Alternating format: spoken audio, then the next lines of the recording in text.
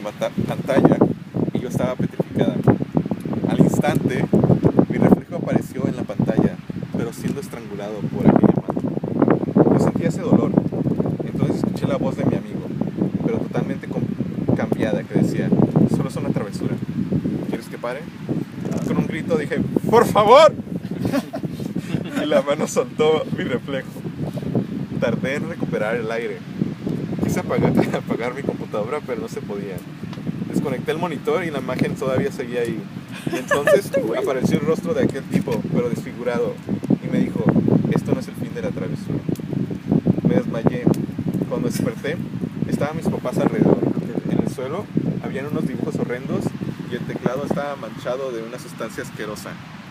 Les dije lo que me había ocurrido, pero no me creían. ¿Qué? ¿Pasó algo, güey? No seas mamón. No. Ay. ¿Qué pasó? ¿Qué hizo? Ay, pendejo, sí, me cagué. También me